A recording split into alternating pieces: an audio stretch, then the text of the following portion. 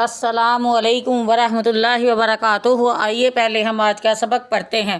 اعوذ باللہ من الشیطان الرجیم، بسم اللہ الرحمن الرحیم۔ اور لا نا، یحزنک غمگین کریں تجھ کو، غمگین کریں تجھ کو، یحزنک الذین وہ لوگ جو یسارعون دوڑتے ہیں فی الکفر بیچ کفر کے، فی الکفر بیچ کفر کے،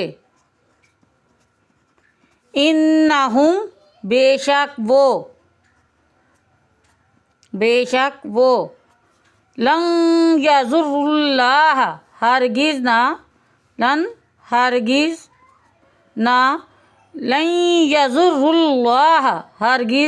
نہ بگاڑ سکتے اللہ کا شیئا کچھ بھی، یرید چاہتا ہے،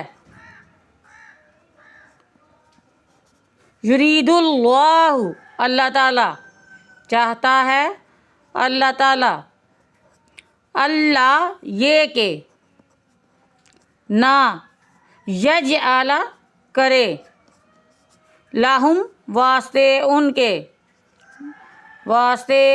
کے حظً کوئی حصہ، یا نہ کرے واسطے ان کے کوئی حصہ، فی الآخرتی بیچ آخرت کے، فی الآخرتی بیچ آخرت کے یا آخرت میں، اور لا واسطے لہم واسطے ان کے، عذاب ہے، عظیم بڑا، ان الذین بے شک وہ لوگ جنہوں نے، ان الذین اشتروا بالکفر بے شک وہ لوگ جنہوں نے مول لیا کفر، بالایمان بدلے ایمان کے، لن یضر اللہ ہرگز نہیں بگاڑ سکتے، لن یضر اللہ شیئا اللہ تعالیٰ کا کچھ بھی، اللہ تعالیٰ کا کچھ شیئا کچھ بھی، اور لہم واسطے ان کے عذاب ہے، علیم دردناک۔ آئیے اپنا سبق ایک دفعہ دوہرا لیں۔